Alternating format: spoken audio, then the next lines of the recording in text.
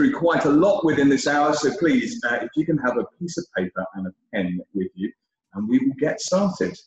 Just give you 5 seconds to grab that in front of you, which I'm sure, being diligent people, you already have. Whilst you do that, let me just give you a bit of background to myself. I work at MPW.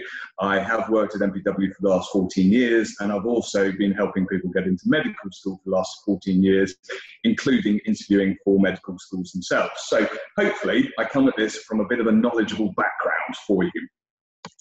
So the first thing I'd like you to do, and it seems a little bit simplistic, but I'd like you to draw on a piece of paper a picture of a human body, but doing it this way round. It can be a stick man if your ability to draw is not particularly good, but let's do it this way. I would like you to start this. It's a children's game, but I'd like you to start by drawing a head on a piece of paper, and I'd like you to cut it off around the mid-neck bracket.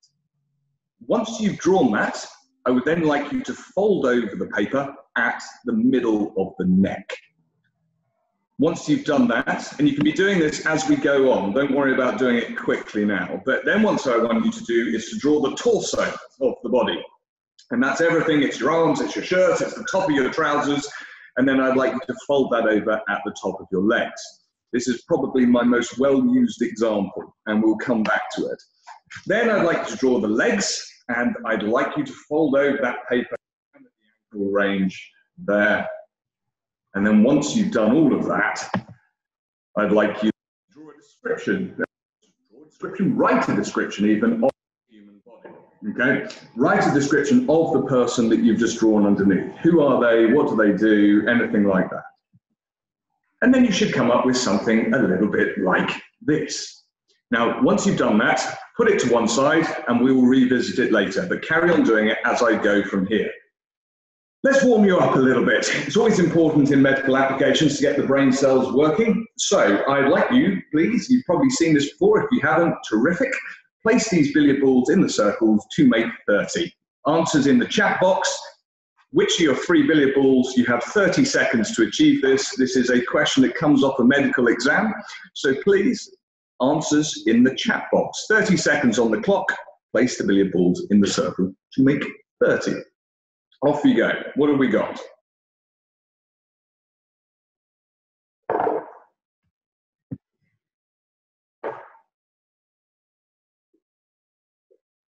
And I will say to everyone today, there is no sense in being shy. There is great reward to be found in getting things wrong as well as right.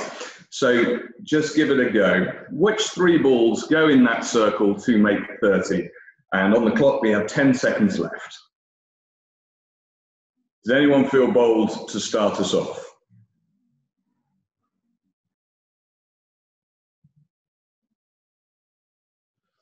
Okay, right, no boldness to start with, not even from Yasmin, which I'm very surprised about. So here we go. Let's start it off. On face value, the whole point of any of these things is on face value.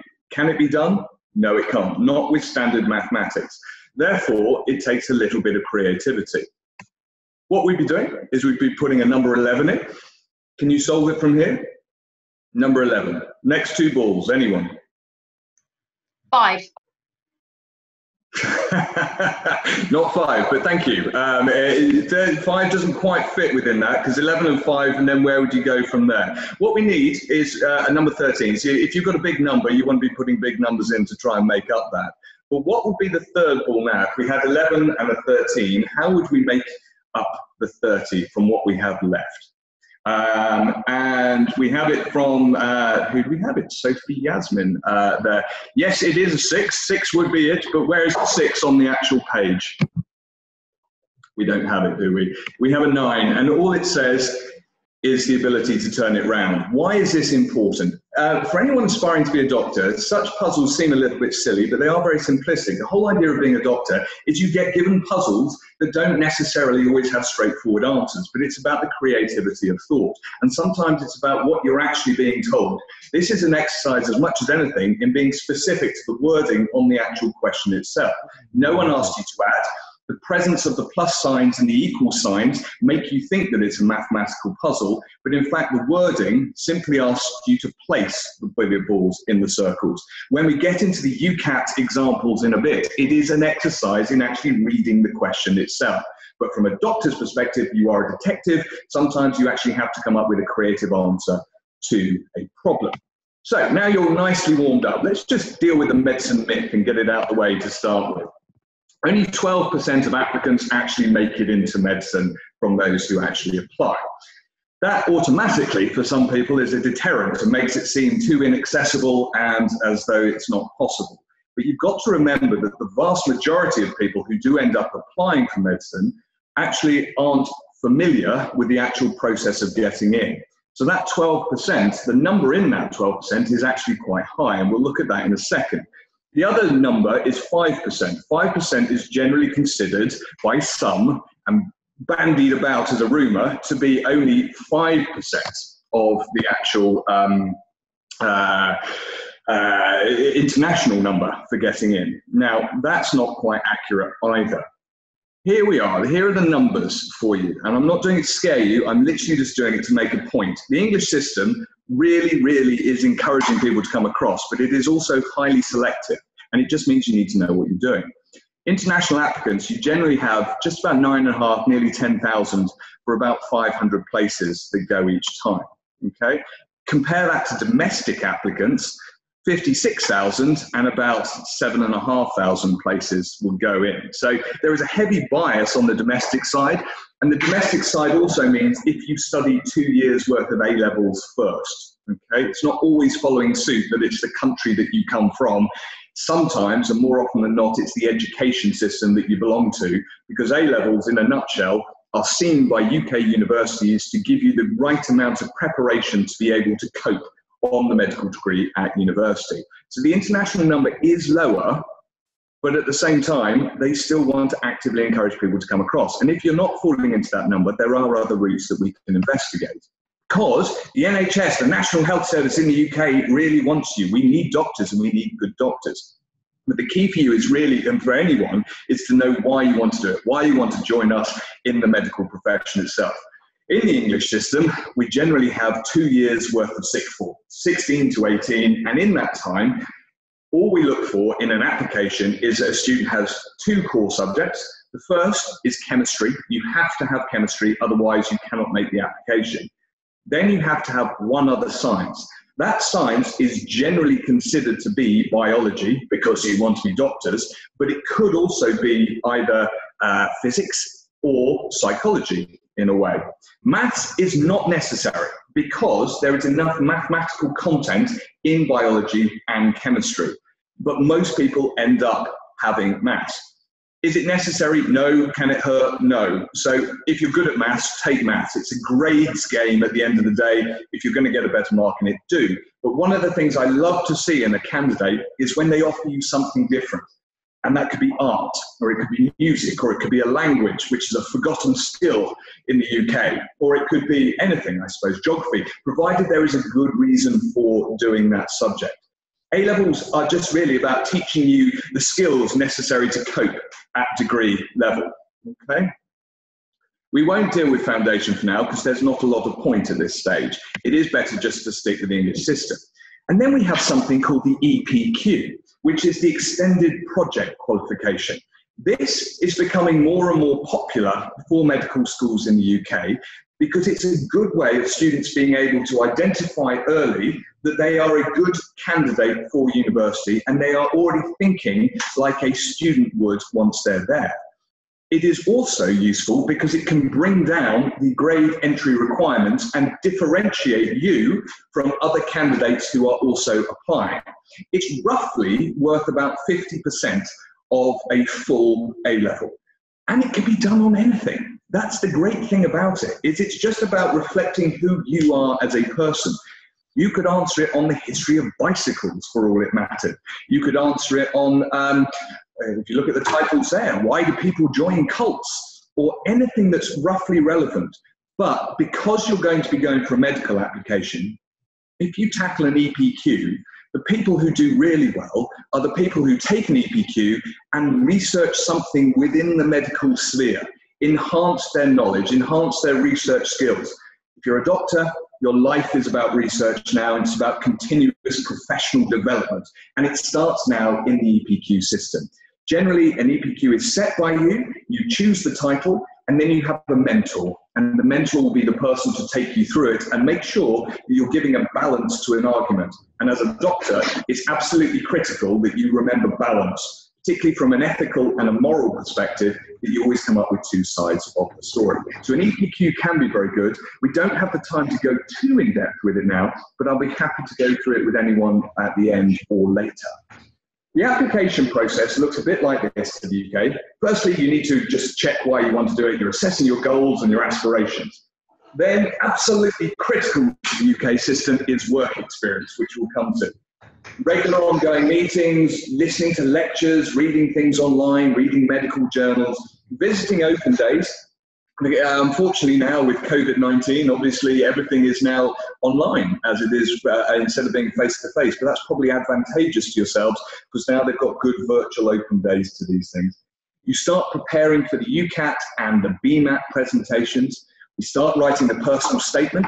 UCAS application is then complete, and then you go to the interview stage beyond that particular point, all of which we'll go through now. In the UK, we've got rather a lot of medical schools, but not as many medical schools as there are universities. So if you come up with a ballpark number of about 40, that just gives you an idea. There's always new ones coming on stream because private universities are becoming more and more available and appealing in the UK. But just remember, if you go to a private university, they do charge you significantly more than to go to a normal state university itself. And you have three different types of courses that we generally look at. The smallest type of course is the traditional course. It's run generally by Oxbridge, so Oxford and Cambridge and Imperial. And it's based on the academic theory. You spend more time in a lecture theatre actually learning about the theory of medicine before you actually end up practicing it. So the traditional side is very self-selecting. If you're that sort of person, that might be the right type of course for you. The one that's at the other end of the spectrum is a PBL, or sometimes called a CBL, which is a problem-based learning course or a case-based learning course. And it's far more practical, far more practically minded for those who actually like to get down to medicine immediately. And you're given scenarios to go and work out in groups first, and then come back and teach the group with a tutor there to refine exactly what it is you're saying and to learn on the job, as it were, to learn as you go. It is a very interesting approach to medicine.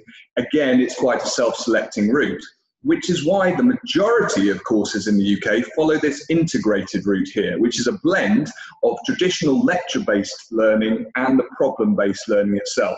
And that's taken up by nearly all the universities along the way. So you have your theory, as well as getting to grips with actually learning on the job, on the training as you go. That you'll find out in your actual research as to where you might want to go. And it will identify what is there and available. Now, I said that work experience is the most important thing, and it is. The key for work experience is start as early as you can. If you can get face-to-face work experience where you are, then do. There's no replacement really for actually getting into a surgery or into the operating theatre or just shadowing a doctor and finding out the day-to-day thing. So start as early as you can. But we have these categories that we need to drill down into. The biggest one is the hospital-based experience because you need to know if you like it. If you don't like the sight of blood or sick or anything like that, then this is going to be a real major problem from the outset. But generally, we just need you to see it, to experience it, to get a sense as to how team-based the actual operation of a hospital is. Your next level is this thing, your GP, your administrative work there. The GP side of things is to go and look at the general doctor doing their ward rounds or in their own practice, in their own surgery, and get a sense as to what a surgery is like. Working with children, working with the elderly, that's very important because what you're looking at there is children under 5 and the elderly 70, 75 plus. You'll notice that people in those age brackets generally need the same sort of level of care and attention. So when you're speaking to your grandparents, do you start speaking to them as though they were younger, as though they were a 5-year-old? Generally speaking, the answer to that is probably yes, because there's a regression of the mind over age, and you start needing to simplify facts and tasks. And that's what we're looking to pull out there, that you can make these comparisons. And anything that shows in a difficult environment, something whereby you've had to be challenged by people at the biggest problem in medicine, not just the patients, but it's the families that you deal with. And as a doctor, it's building that resilience so that you're able to deal with families as they come through. So work experience, huge category, because it's going to form the basis of the personal statement. Now, where are we now? What to do to stand COVID-19? So you're probably not going to get into the hospitals themselves, but you have great virtual opportunities now, and a lot of the UK, particularly the London-based medical schools, have pioneered some online work experience, an interactive online work experience, some of the links of which are here. I can provide more for you, so that you can observe doctors, observe surgeries virtually on your computers, and never lose sight of how valuable a resource YouTube is. You can watch operations on YouTube, you can listen to doctors on YouTube. We live in a virtual world, so therefore right now, make use of it. The key for work experience is to take something away, to always remember what it is you've learned, not how much of it you've done. And so that should stand true in a virtual system as well. So use some of these will be provided for you afterwards. And make sure you're reading widely. I mean, doctors have to be clued up on lots and lots of things. So do it now. Start reading about the National Health Service in the UK. What situation's it in at the moment? Is it good? Is it bad? How is it made up? Read about new treatments, read about disease. Because of the pandemic in this world at the moment, you'll never find a better time to just hear and immerse yourself in medicine in general, because the newspapers are full of it. Keep a journal, though, of what you've read. Every time you read something, jot it down, write it down, get a good sense of it, or talk to a friend about it, interrogate a friend, say, look, I read this in the paper today, what is your take on it? So actually, as medical school students, you are also working together now, which forms a very early multidisciplinary approach by actually engaging each other. So you're reflecting on the issues in this journal that you've read. The BBC, so the British Broadcasting Corporation, the BBC's website is a good gateway to this. It has a whole page on health and medicine, and use that as a jump-off point to these sorts of things, because you're wanting to apply to the UK. It's great to know medicine in your own country, and it will be important for your application, but what's more important is that you understand it over here, because in an interview, you'll be questioned on it. And it just increases your exposure to English, you're reading widely. You can even watch medical dramas if you want. They still have their place in this whole application. But now we move into the absolute nitty-gritty of it, okay? The UCAT and the BMAT. UCAT and the BMAT are aptitude tests which go on top of your application. And depending on how well you do on them determines roughly whether you're going to be given an interview at a university. All the universities operate a slightly different aptitude test. Some will go for the UCAT, some will go for the BMAT. The UCAT is more based upon your brain and how it thinks. It looks at verbal reasoning, decision-making, quantitative reasoning, etc., and we'll look at that. And then the BMAT is for those who are far more scientifically minded, and it generally tends that they go for the more traditional-based courses. Here's some links for you. While we're going to do some questions now, again, these links will be useful for you to actually have a go at these in the fullness of time. So these are tests. They're online tests. They give you a good marker as to where you are up to at this point. And then you can have a go at them. There's no authorized third-party resources for this. There's just lots of places that you can go. Okay? But we're going to do some now. So we're going to do the BMAT to start with. Preparing for the BMAT universities are the ones on your screen. As you can see, Cambridge, Oxford, and Imperial form the top. Brighton and Sussex and Leeds joined relatively recently, as did Lancaster there. There will be more and more, year on year, universities joining the BMAT system. So always keep aware of where you want to go and what tests they want to do. The test for the BMAT is made up of 3 sections. Section 1 is an hour long, and it will test your problem-solving skills, your understanding of arguments, and some data analysis. Section 2, only 30 minutes long within there. It's a 2-hour paper, test in general, and it's based on knowledge typically included in non-specialist science and mathematics courses. And Section 3 will test your ability to communicate effectively with an essay. So let's have a little go at this. And now I absolutely need you to be interacting and engaging. And I see in the chat function, someone said the BMAT is harder. In a way, but it's a matter of opinion. Some people are more scientifically minded, and therefore the BMAT sits more comfortably in their comfort zone. Whereas for the UCAT, because of the way it's training you, and because of the speed at which you're having to give answers, arguably that for many people is a little bit harder too. So it is personal preference. Section 1, aptitude and skills. We have 60 minutes. It's testing your problem-solving abilities, as I say. You've got 13 to 15 questions to answer in 30 minutes there. Test your ability to understand arguments, and it's going to test your ability to analyze data. So let's just give section 1 a go. If you can see that question on the screen in front of you, can you please, in 1 minute, just provide me with an answer for that question? I won't read it all to you because you can see it on the screen in front of you. But the quickest person to the answer, and then we will move on.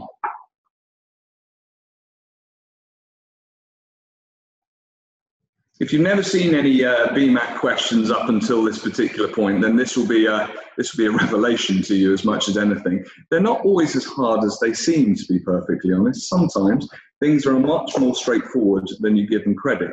But when you're put under time pressure, that is when people tend to make mistakes. So there was a great phrase that came out of the Wild West from Wyatt Earp, which said, "Fast is fine, but accuracy is everything." And it absolutely holds true for these tests. So, does anyone have the answer to the question? And I will slow down, of course I will. I'm just trying to actually get through it in the hour, but forgive me, I will slow down, of course. Yes, well, it is A or E. Your first guess would be A. Well, let me actually walk you to the answer then. It can't be B, C, or D because we have a repetition of name there, or at least repetition of the first letter of the name. So if you look at the rules, it cannot be those. So B, C, and D are out. A and E are both arguably correct. However, the one statement that you're looking for in there is that earlier on, it says the first and third names are wrong. So if you look at the original one you put in, absolutely it is E. It can't be Oscar in place 3, so it has to be E in there. Oscar, Rick, Bertha, Gavin, and Yasmin. Well done. Okay. So then let's move that one forward. So then we're into section 2. Now section 2 would test your scientific knowledge and applications. You've got 30 minutes and 27 questions. So, and they'll all be multiple choice or short answers. So you just need to make sure you're always reading the data properly. It's going to test your biology, your physics, your chemistry, your mathematics, and your ability to apply key principles to problems. So have a go at this one. The following statements relate to the flow of blood through the heart. So let's see how good you are at science at this particular moment in time. You have 4 statements there. All 4 of them are arguably directed towards the question. Some are true, some are false. And underneath in the multiple choice, you need to answer A to G, which one of these is absolutely correct.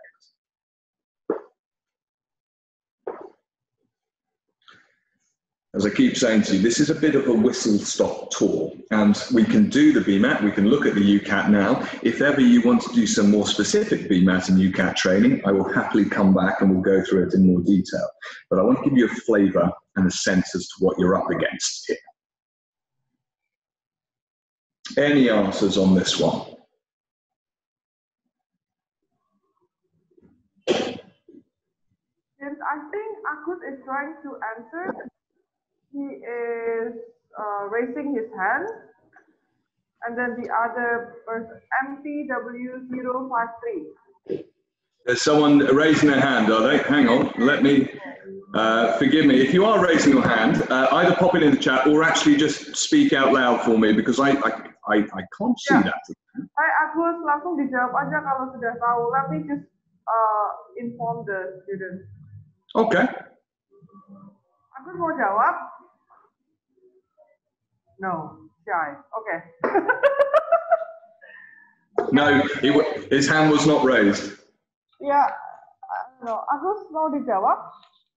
Jawabannya apa, Gus? Does anyone feel bold enough to give an A to G? And please, once again, there is plenty of credit to be found in getting something wrong. It is about trying to get through this. Ultimately, you need to give an answer to a question, right or wrong, because that's how we learn at the end of the day. Someone came up with C. It's not just C. There is a valve that prevents backflow of blood from the aorta into the left ventricle. Yes, there is. But is there another one to it? It is, in fact, G, yes, because the heart also pumps oxygenated blood through the pulmonary artery as well. So, indeed, it is G. And then the third part, which we won't do because it is an essay, it's a written task to the BMAT, and this is the bit that stumps quite a lot of people. Generally, if you're scientifically minded, section 1, section 2, no problem at all. But when it comes to section 3, you're now, as scientists, being asked to write an essay, and that can often trip people up a little bit more. You've got 30 minutes to plan and to write an essay on a topic that is selected from the following.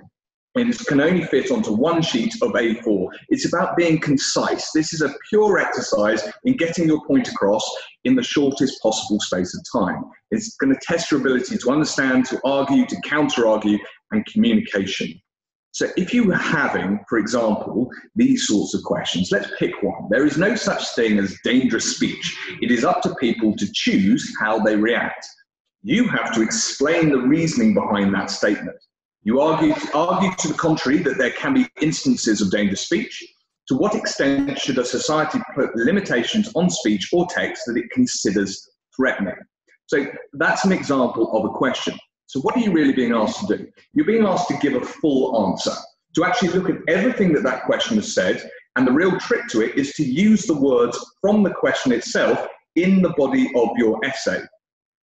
Give a full answer. A logical presentation. A logical presentation means give one view and give the counter view. Give one view and give the counter view. Just make sure you're always arguing two sides. That is what you're being awarded marks of.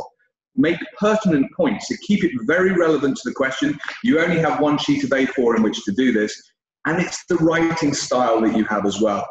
Doctors, we are terrible at writing. Generally speaking, terrible at writing. But it is about having a clear thought process. That is where you're being awarded marks. It's not rocket science. Read the question carefully, calculate intelligently, choose the most efficient approach to all of these particular sections, and practice will make perfect on that, and answer all the questions. That's as simple as it gets. For more information on this, get a copy of the BMAT specification, revise the necessary content on there, and just keep practicing through past papers. Again, if you want to do any more on this, we can at another point. But let's just get to the UCAT so you've got a bit of a sense of balance. Preparing for UCAT, there's lots and lots of universities that now take up the UCAT itself. Okay, it used to be called the UKCAT, now it's called the UCAT. You've got this as your general structure, and I just need to be slightly aware of the time here because there's still plenty for us to get through. You've got verbal reasoning, decision-making, quantitative reasoning, abstract judgment, and situational judgment. I think what we'll do is we'll just pick a couple of them out of here, and then once I send the presentation on to you afterwards, you can see the different questions and the methodology behind them. Initially, don't worry about time management issues, but you need to complete as many of the questions as you possibly can. Don't leave any because there won't be any time to go back to them. If you really don't know, pick the most applicable answer and then just carry straight on. Practice is going to be the thing again. There's no scientific content. This is testing the way that your brain actually works, okay? Progress is best when preparation is done little and often. So now through to when you actually start. Even if you're doing the same questions again and again, it doesn't matter. Repetition, particularly in the English system, is everything. Right, let's just have a quick look. Let's take the verbal reasoning one as an example for you, okay? And that's generally the verbal reasoning subtest. It's assessing your ability to read and think carefully about the information presented in front of you and to determine the right conclusion. I'll give you an example. Here's an example for you based upon digital recording, okay, on analog sound. 30 seconds is all you'd have for this. So what is the answer? True, false, or you can't tell from this particular example? 30 seconds on the clock, off you go.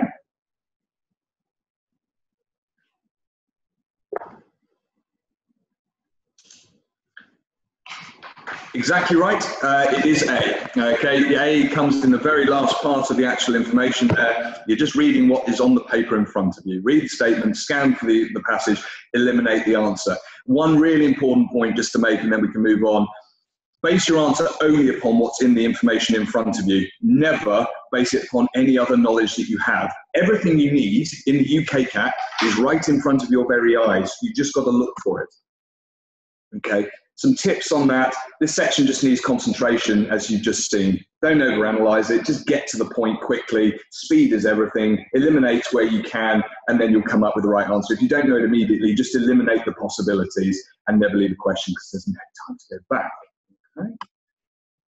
Quantitative reasoning.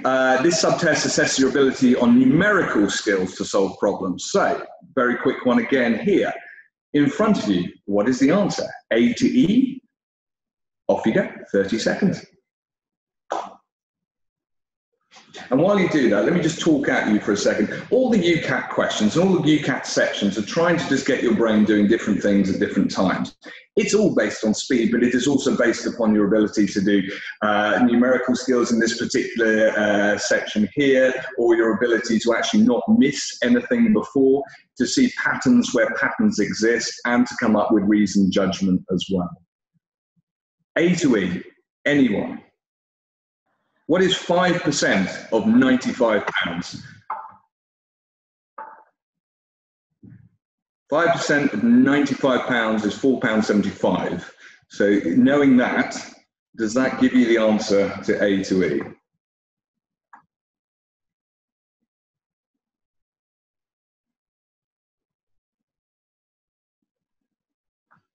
Okay, we're at the end of time. Does anyone want to hazard a quick guess? Okay, then I'll do it for you very quickly. It's not D. It's not D. So I don't know if you can see this. Let me see if I can bring it close enough so you can. So you've got £95. 5% of that equals £4.75, which gives you, when you put 95 plus £4.75 together, is what? £99.75. Then you're doing 6 hours times £100 per hour equals £600 plus 99.75 gives you what? B. I don't think you can see that at all because it's a bit of a fuzzy screen, but it is B. Absolutely, £699.75. Okay, again, on the quantitative side of things, scan the data, get a feel for it very quickly, read the question, and then again, just eliminate answers. The maths isn't overly complicated maths, it just looks much more voluminous than it actually is. Don't agonize on it. Practice your mental arithmetic. This is basic maths, it's not A-level maths that you need. Practice using the on-screen calculator as well, rather than a hand calculator. There will be an on-screen calculator that you're given as part of the test. The abstract reasoning side of things, this is the last bit of it we will just have a quick look at because it's about patterns and shapes, and this is where you're actually being asked to identify patterns that exist. You'll be given different sets and asked to actually identify where the picture fits into the subset itself. So you have set A, you have set B, and you have a new shape here. Okay, from type 1, you'll be presented with 2 sets of shapes, labeled set A, set B, and then you'll be asked to identify which one it fits into. Type 2, type 3, type 4, it's all roughly the same, but really do read the question because they ask you something slightly different each time. From this one, where does this fit? Set A, set B, or neither? And then I'll tell you why I definitely want to finish on this one and move on to the interview.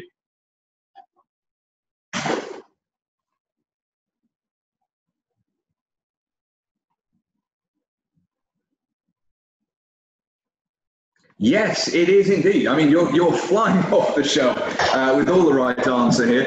It is indeed set A. Look, what you have in set A, you can immediately dismiss set B because set B purely has straight lines. Okay, so we know it's not going in set B. So it's either going to be A or neither. The reason for set A, it doesn't look like any of the other ones in there, but it has curves. So curves immediately puts us in.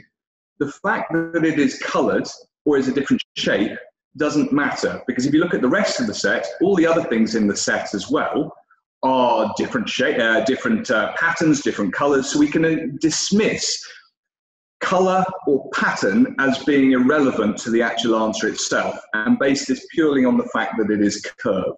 So as doctors, you're being asked to find general patterns, and therefore it goes straight into set A. The answer is very rarely neither, in truth. You just want to dismiss all the reasons why it couldn't be that.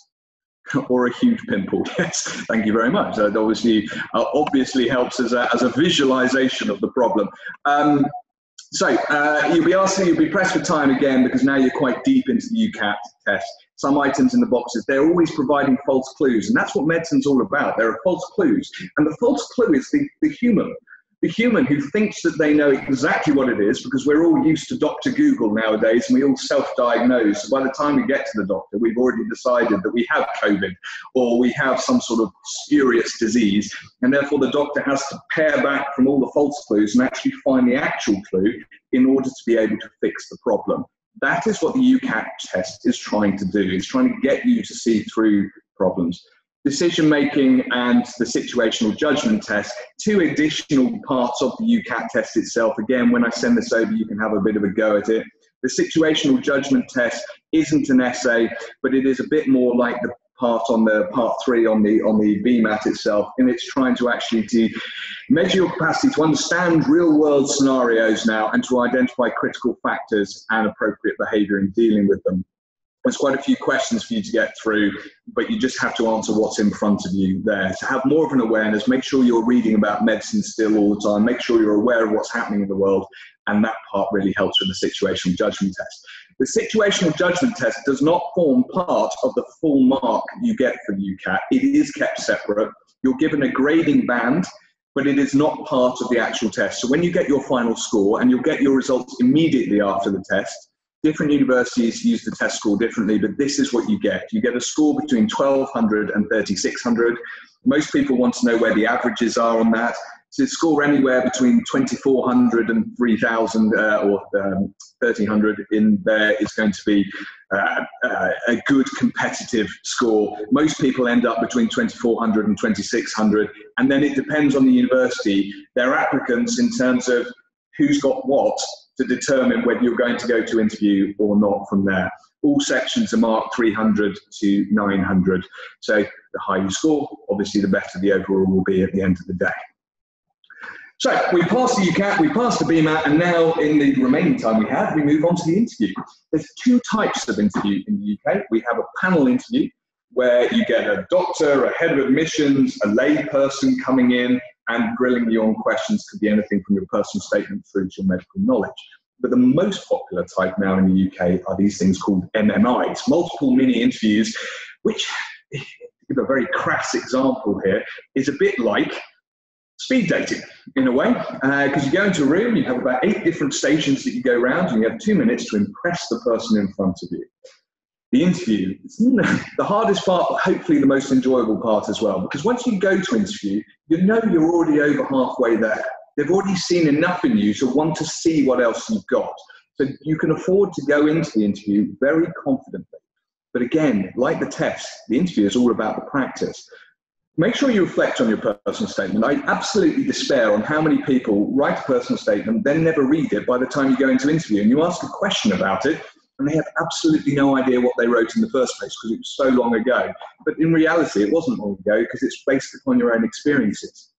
Reflect on your work experience, any voluntary work you've had, read widely, and just make sure the English is absolutely correct. The other thing I want you to do, and to really train yourselves at, is learn about medical ethics. Your ethical compass is everything as a doctor, because it ensures that you make correct decisions. And in the interview, you will really be grilled on the ethics of your decisions.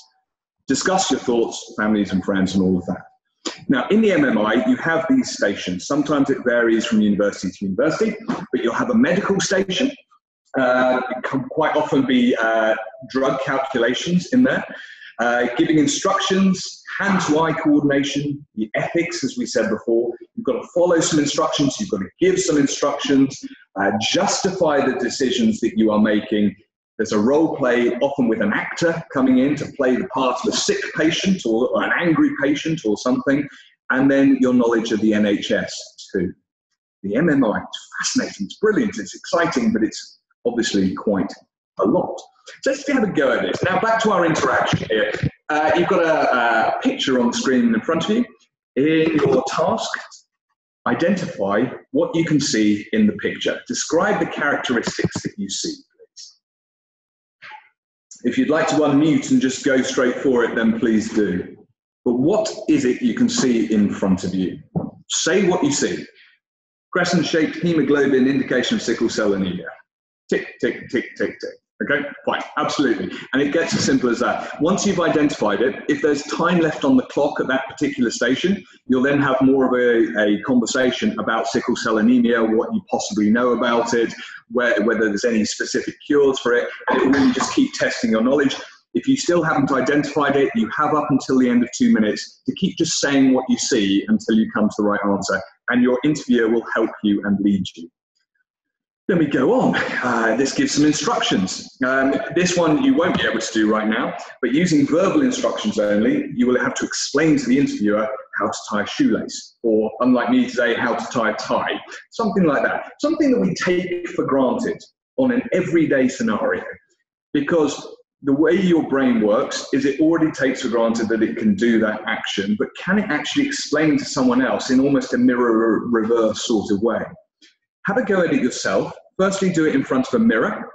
And as you do something, talk yourself through it. But then do it with a friend or a family member or in school. And only the person who will be tying the shoelace, they can only do what the interviewer actually, what the person giving the instructions actually tells them to do. If they don't understand the instruction, they don't do it. So you have to really work hard to give instructions. Why? Because when you're in the operating theatre and all a doctor can see is what's in front of them or what they can see on the screen, but they can't see anything else, they often need you to be their eyes and giving them instructions. Stitch here, stitch there. You don't want to put a stitch in the wrong place. This is a very good example to do that. Using 4 fingers, take the end of... There you go. I think possibly you're already a doctor in hiding at this particular moment in time. But it is not just about that, though. It's very good. It's very good to write. It has to be when you've got a live scenario, because the other person has to absolutely clearly understand it. But it's a very good written description. Thank you. Really straightforward, this one. Spot the difference. Everyone can do spot the difference. Sounds simplistic. Okay. Spot the difference on these pictures, please.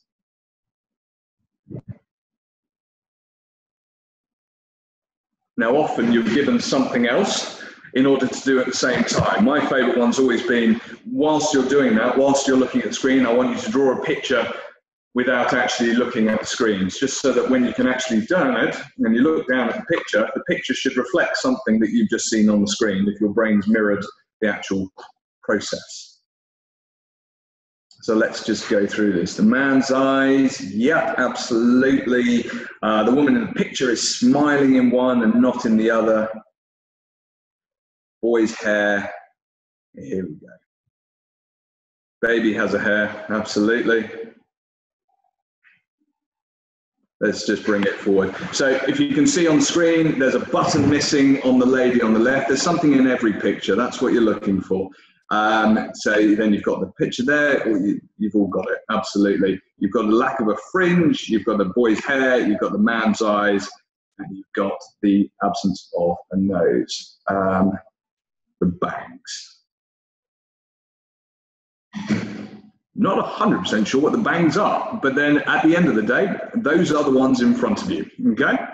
So again, it's just a very quick exercise in spotting something that's slightly abnormal. On we go. Justifying decisions. You're starting university. You're allowed to take a matchbox that is 10 centimeters by 5 centimeters by 5 centimeters. I want you to decide on 5 things that you would take with you and explain why you would take each of them. Just for the sake of this example, if you just give me one, it has to fit inside a matchbox. You're starting university. What would it be? A match, starting a gas stove. Yep, absolutely. Anyone else want to throw something else in there? These are all exercises that you can do with each other as much as anything. And the justifying decisions works with generally anything that you can think of.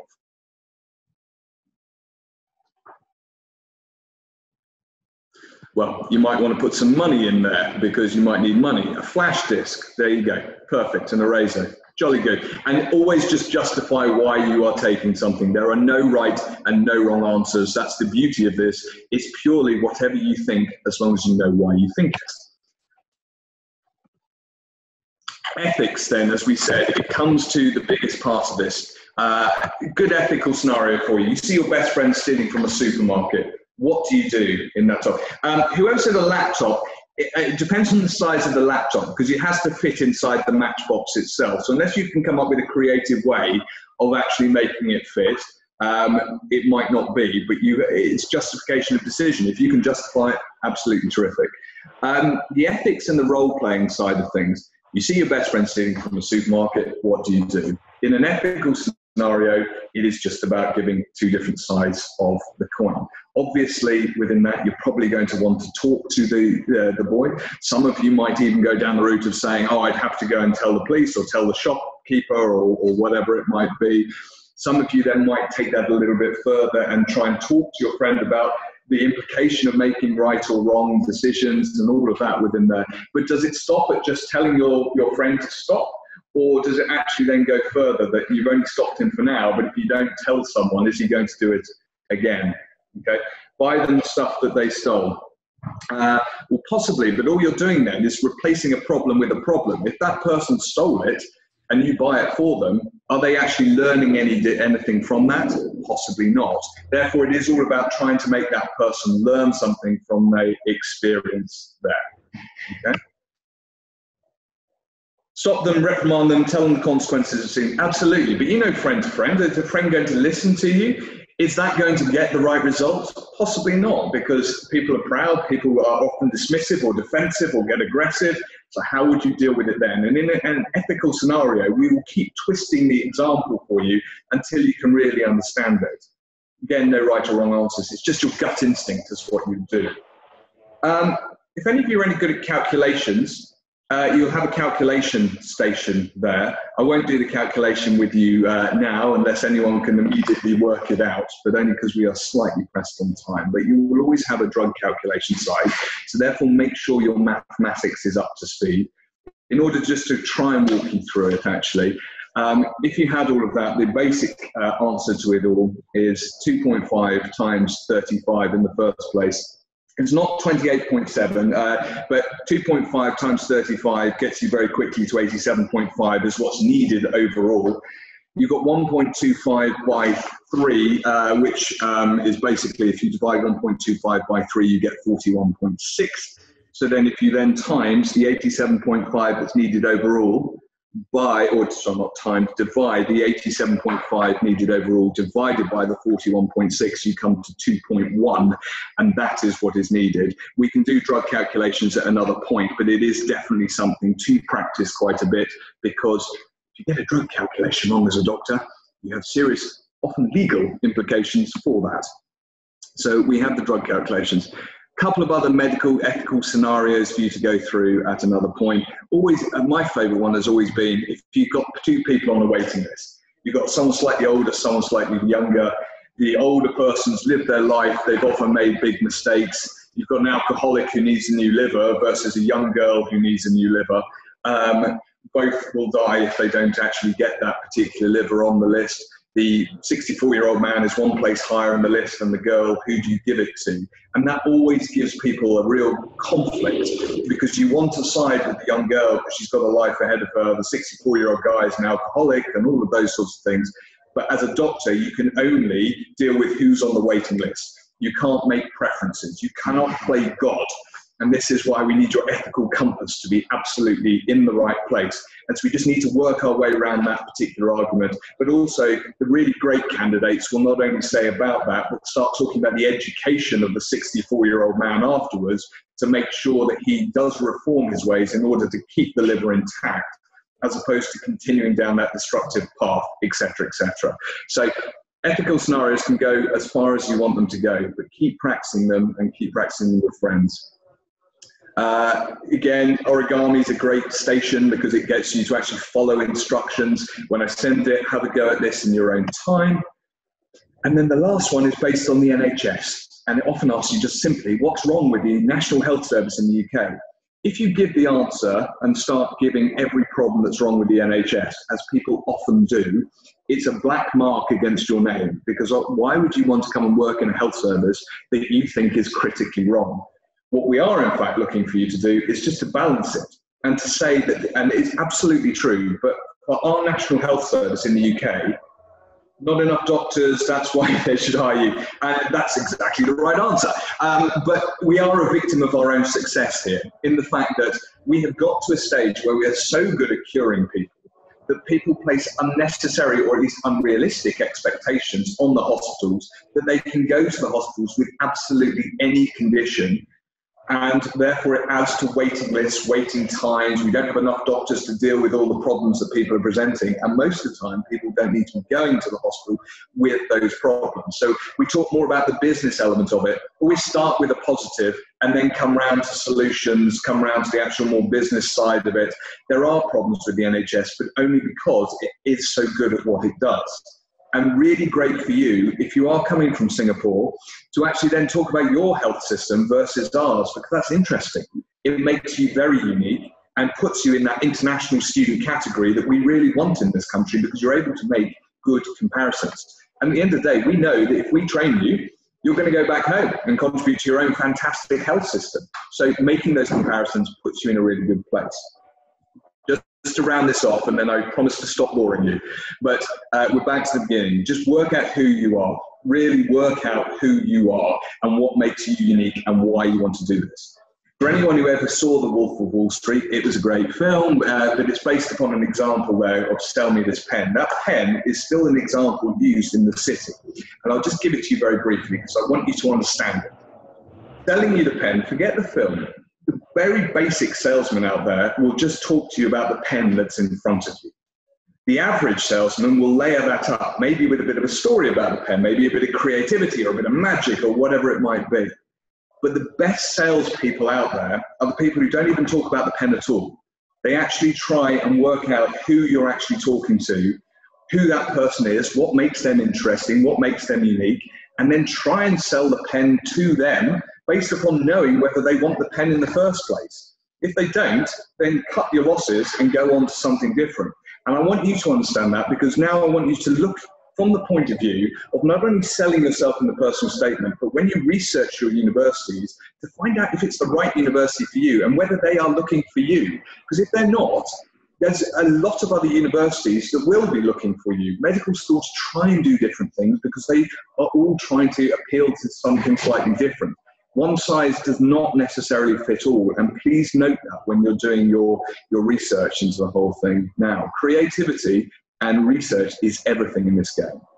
So when you win your place, wait until you take A-level medicine and get accepted into one of the top medicine schools in the UK. That's obviously a very good plan to do. Once you've got grades in hand, the world is your oyster.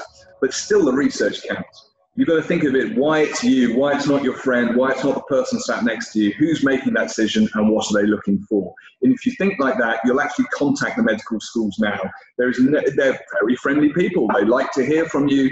Talk to them from the outset. Say who you are, say why you're coming over, and ask them questions. Not questions you can find out naturally by looking on the website, but actually talk to them about what research opportunities will there be? Will I be able to further something in this particular field? Ask them something slightly educated within there, not just what are your grade entry requirements, because you can find that out yourself and it's lazy. They're looking for this. They're looking for commitment, evidence, research, future plans, and suitable skills and qualities. Which is the most important word on there, please? We're a couple of slides away here. So which is the most important word on there? I love the sound in the background here. I've got a soundtrack coming to me. Commitment is important. It's not the word. Suitable skills, again, important, not the word. So it gives us two. And just to help you out here, essentially, it's evidence, okay? In medicine, it's everything. It's the work experience side of things. Everything you say, just make sure you can back up, because you will be questioned on it when it comes to your actual interview itself. Writing the personal statement, we don't want it a shopping list of everything you've done. Please try and avoid statements about my family and this and that and the other, because everyone writes it. It may be true to you, but everyone writes it. So there's no way of us differentiating who's actually saying something truthful and who isn't. Try and find a unique angle or a hook that actually made you want to study medicine in the first place. It might be something you studied at school, it might be some research you've done, it might be your EPQ, or it might be something completely different. But try and avoid the family if you can. So that will be an average one, and it will have just a little bit too much of the extracurricular on there. So the phrase to always have in your mind is, and so what? Interrogate it. Every time you write something, make sure you can justify it and you know why it is that you've said it. And then it will turn into this, the excellent personal statement. And it will have some sort of clever, high-impact opening. And write that last. I mean, if you've got a mental block over it, write it last. This isn't an essay, so you can write that bit last. But over half it is going to be about that work experience and what was taken from it. And without using the word passion, because we hate that, just try and get the passion for the subject across, because the people teaching you have dedicated their life to medicine, so they are passionate about it. They just want to get that sense from you. So if you saw an operation, how did the operation work? Did you get it from science, from your A-levels or from your school? Or did something happen within that operation that suddenly made you realize that that's the route you wanted to go down? So always say what you've done and then why you did it and what you took from it. Can explain career aspirations if you like. They're not so important. We don't necessarily need to know that. And always explain the context of what you're saying. So if you're going to say something on extracurricular, why do you do it? Not what do you do, but why do you do it? What skills have you learned? If you're playing sports, terrific. Is it because of the team-based aspect? We love music and we love art. Why? Because manual dexterity for the art, and art is very therapeutic and calming. Music, again, manual dexterity. And if you think of hospitals, or you think of GPs, or you think of surgeons in surgeries, people listen to music. So actually if you're good at music and you're good at art, bring that into your personal statement as well, because it gets your personality across and frankly just shows that you get it. So where you're actually turning that average personal statement into the excellent one, we come full circle back to our man that we did at the very start.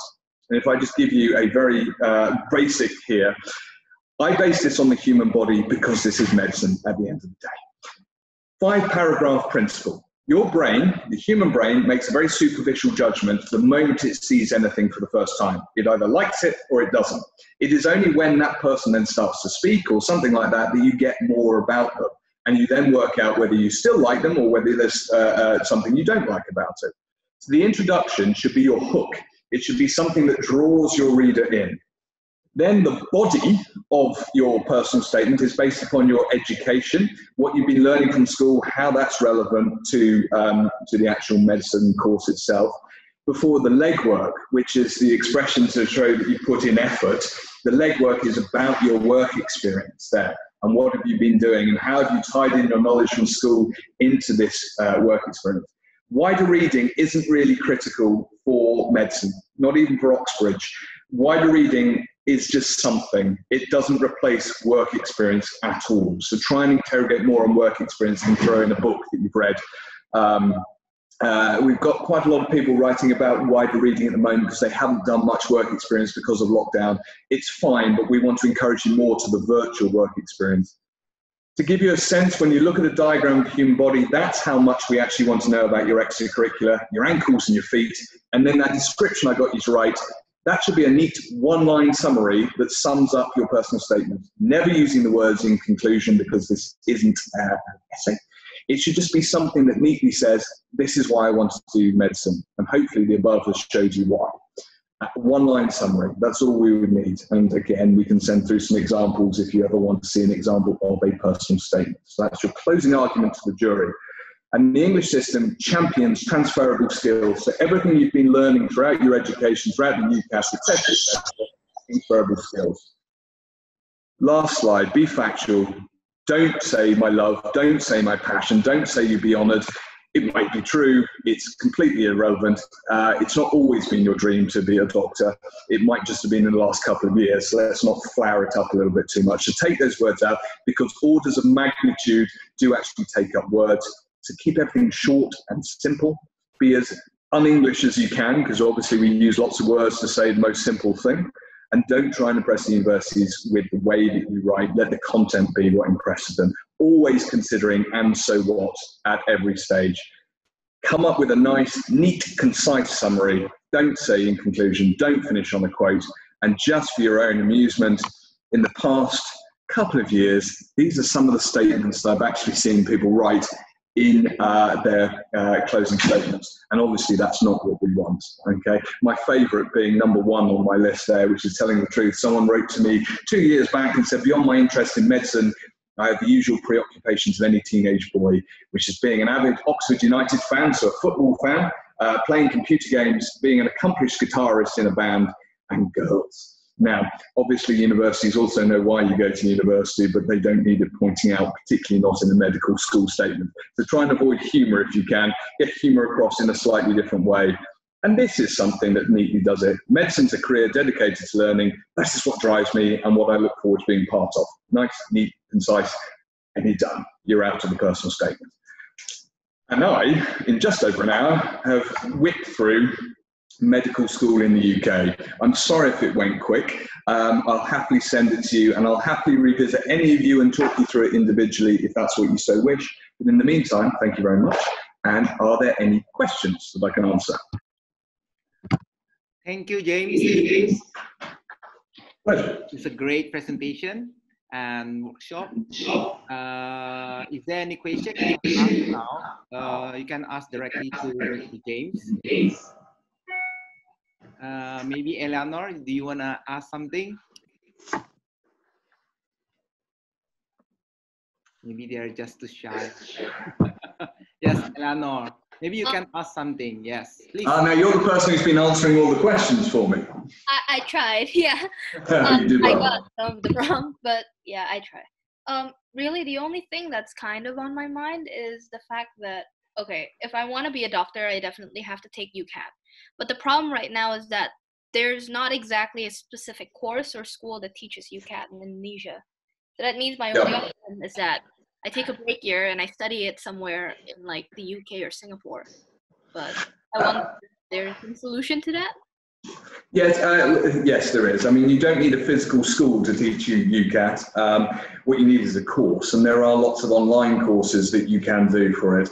And really, an online course is almost as good as sitting with us for a week and learning about it, because an online course is doing exactly this now, where you have a tutor there teaching you, talking you through it. And I mean, there's a book, and I think it's something like 2,000 UCAT questions or something, which is the best resource to use after that. It's not something you can revise for. It's something you can practice for. And all we do is basically teach you the methodology as to how to do each question.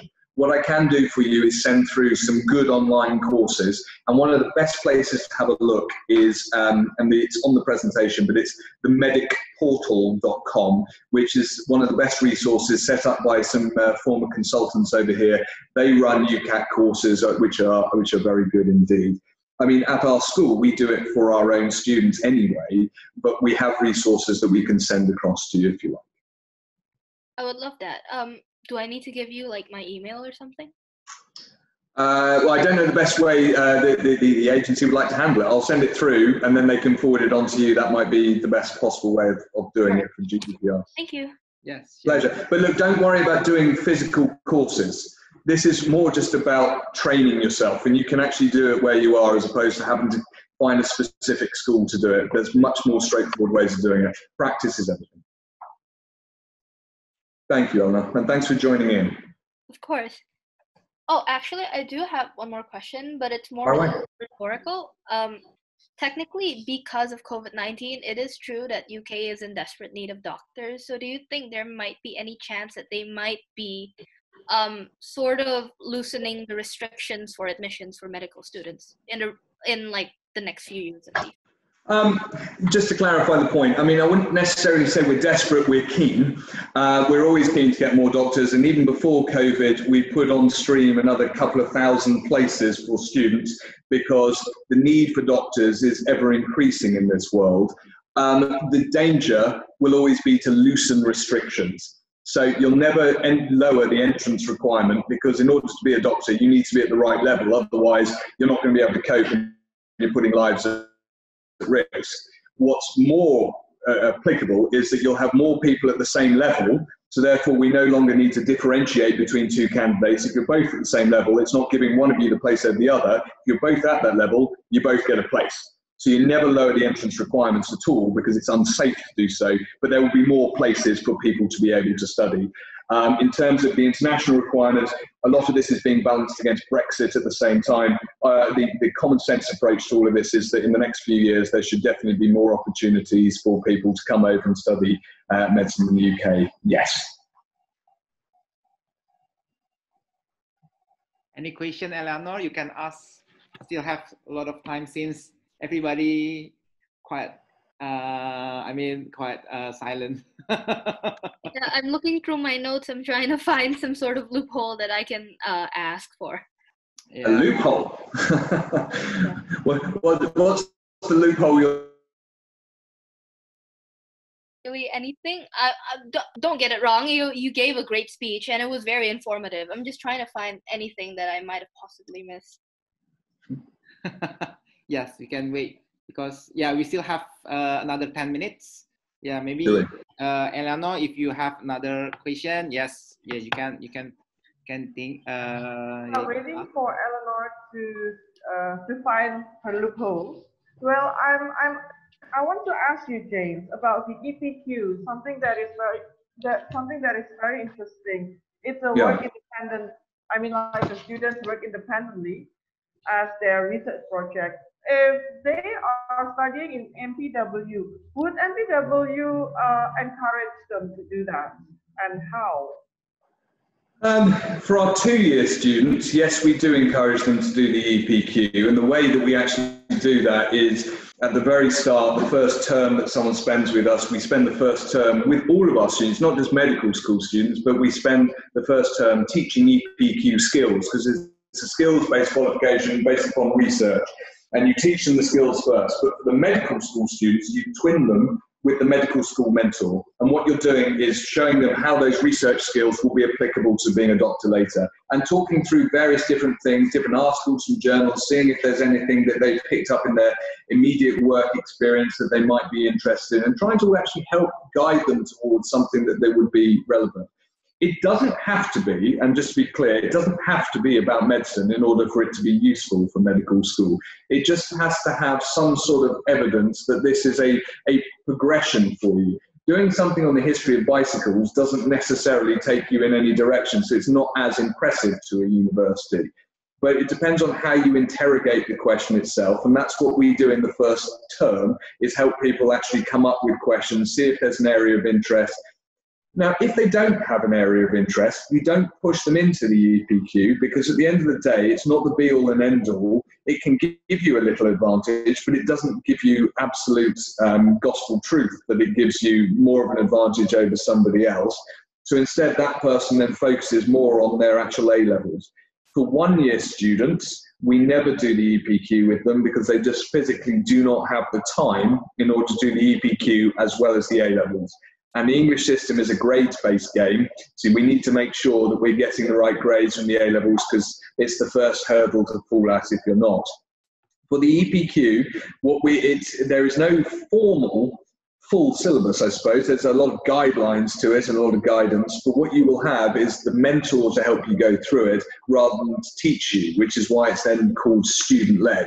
And the mentor will be making sure that you are always answering the question that you've set for yourself, that we've helped with, but they're answering the question and making sure that there are 2 ways of actually approaching that. They may not know the topic themselves, but they have to understand it, and that's the exercise, is that you're communicating your idea effectively to someone who doesn't necessarily know that particular topic.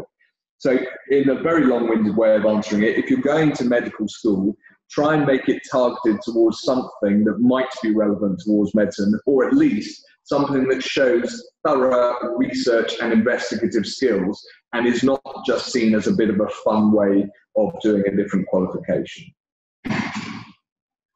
Right, I see. So, I mean, did that answer it, or do you want me to elaborate further? No. For me, it's very clear. Yeah. So EPQ. So it's usually for 2-year A-level students that are going to have the chance to do the EPQ, because for 1-year student, it will be like, they don't have time actually. Simply that. I mean, with the application, the work experience, the A-levels and then the EPQ, I mean, I don't think that person survives the year, to be perfectly honest. So we don't tend to do that, no, not for them. Yeah, I mean the EPQ thing is very, very good, especially for international students for Indonesia, where the students are not really encouraged to do the research, while in medicine, they need the research skills more than anything, actually. Yeah, I can't speak highly enough of the EPQ, to be honest, and anyone who does it, I think is tremendous in that respect, because it really does show that you're ready to be a student. Always the saddest indictment, I suppose, of education in a way is that all it's there for is trying to get you into university. It doesn't always naturally adequately prepare you to be there. But qualifications like the EPQ really do, and that's why I think that they are very, very useful. Even if it's not unfortunately we don't have the EPQ in Indonesia, it doesn't matter. I mean, at the end of the day, it's not a condition of entry into medical school. You can still tackle the EPQ. It can be done through online learning and it can be done X, Y, and Z, but it's not the be all and end all. I'm just simply saying it's a great qualification if you have the opportunity to do so, but you get enough through your own things anyway. If you don't have the EPQ, why not just do a research paper yourself? Because while you don't necessarily get a grade for it, it is something you can attach to your application. So if you want to look more specifically at the effect of depression on cancer patients or something like that, write a little research paper yourself and then submit it as part of that. If there's no mentor to guide you, fair enough. But if you want to write a research paper and send it across, I'd be more than happy to just have a read of it and simply guide you on your way. I mean, that's a good way through an application, to be honest. Yeah. It's all about creativity. If you don't have it, how can you get it? Right. Agree. Totally. Ya, jadi teman-teman ada yang mau tanya lagi? We still have time actually. Yes, yep. Leonor. Can I ask one more? Sorry, it's about the work experience. Yes.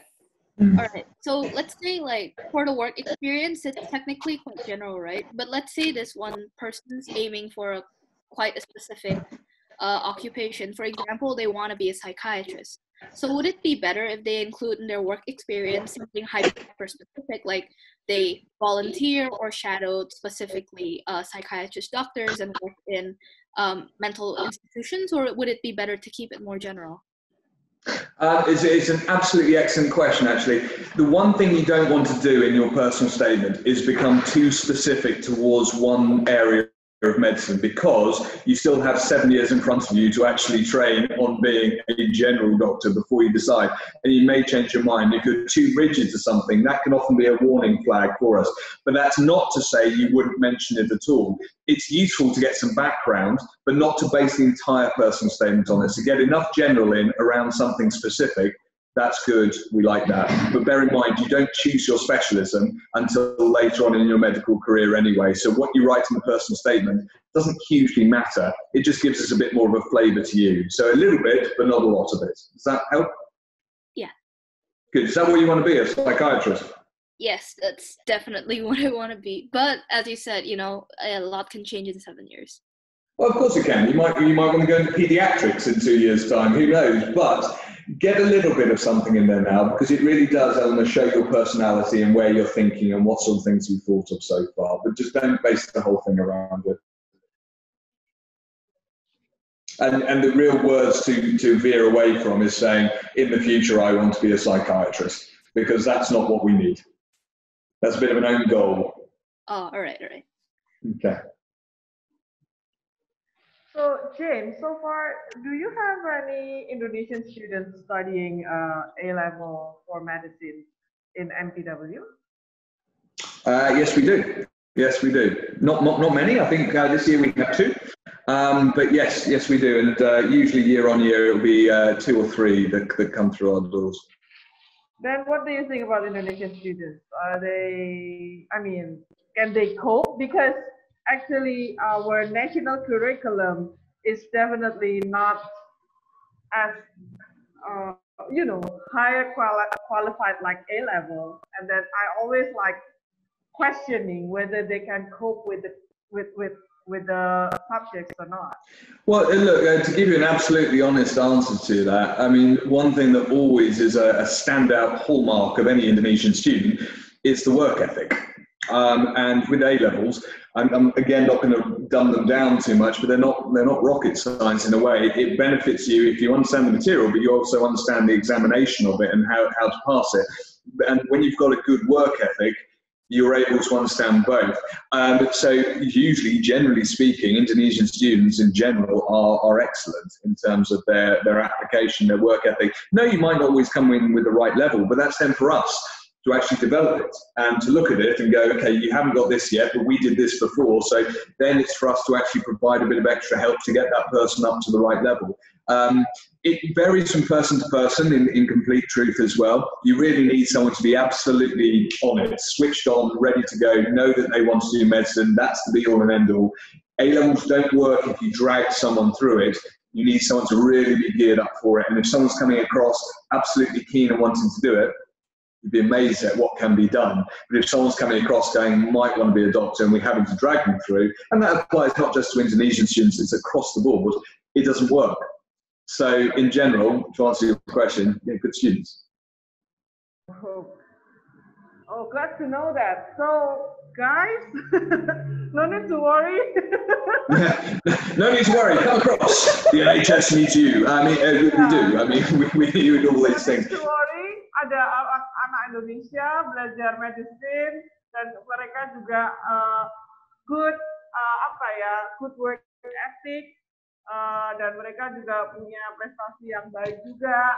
Jadi, you know what, James? Because even in Indonesia, for international students who are taking Cambridge curriculum, A-level is something that they are really, really afraid of, you know.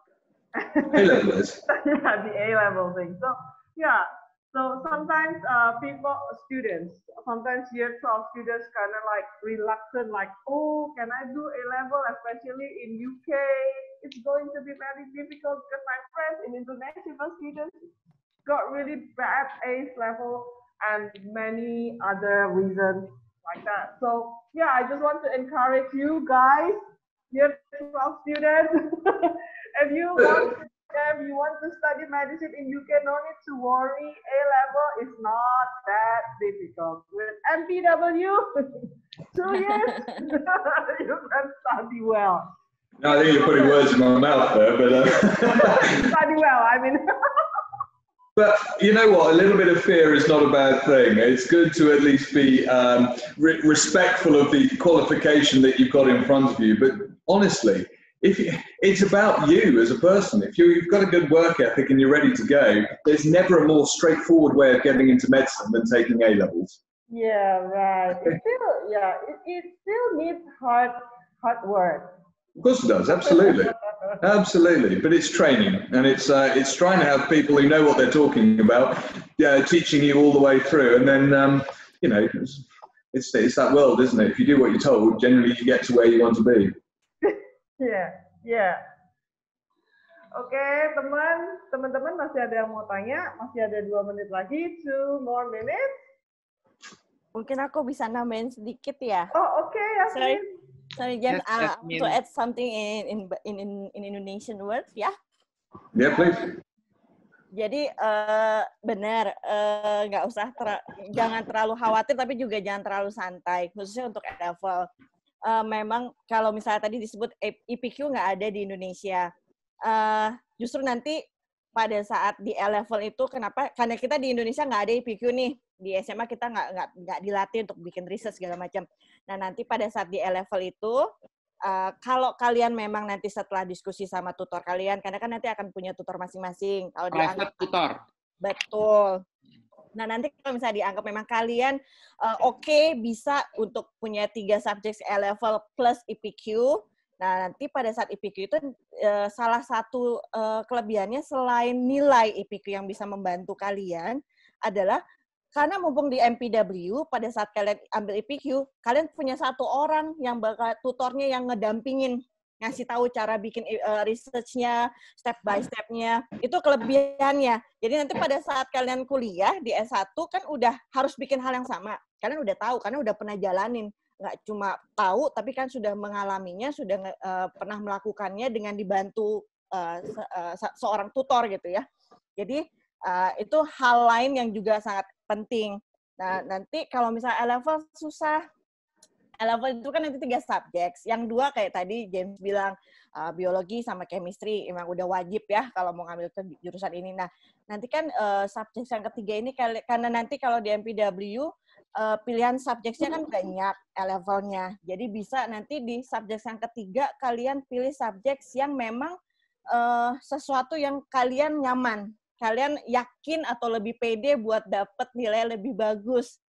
Jadi nggak usah khawatir. Jadi dari 3 subjek itu ada satu yang kalian bisa pilih yang nggak harus berhubungan sama kedokteran, tapi sesuatu yang kalian bisa enjoy. Itu kan salah satu hal yang bisa ngebantu juga, karena dari 3 subjek ada satu dong yang kalian memang nyaman gitu.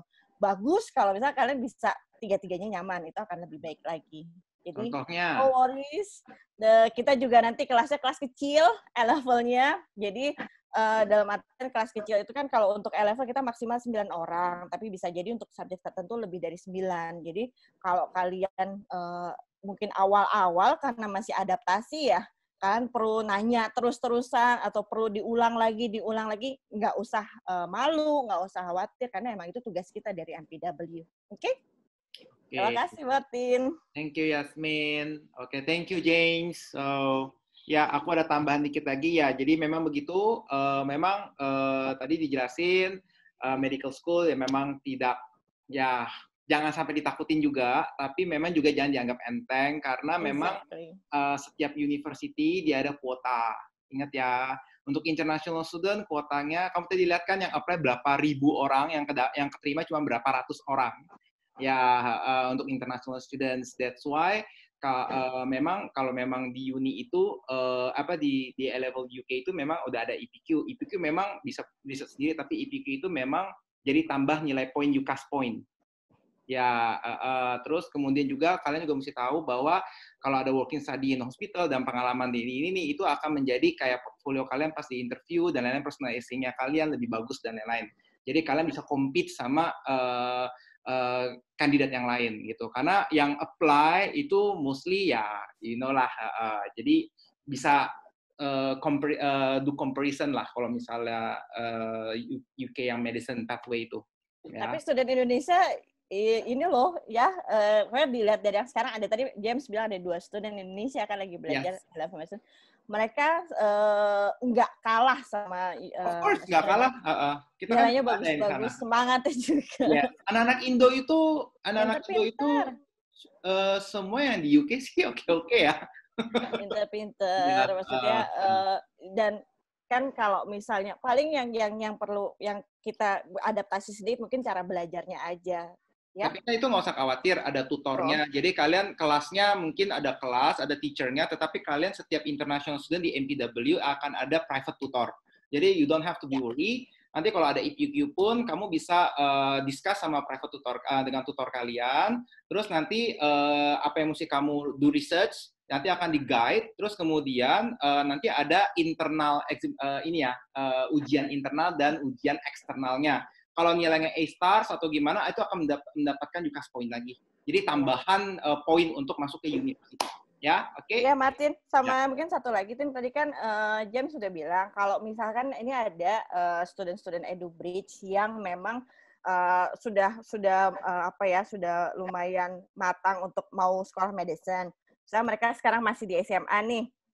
Terus mau persiapannya misalnya bisa konseling, nanya ini loh yang udah disiapin sekarang, saya udah coba-coba bikin statement atau apa, itu bisa nanti dikonsultasiin sama EduBridge, nanti EduBridge yang bisa karena James juga udah bersedia kan ya buat untuk bantu nge-guide-nya.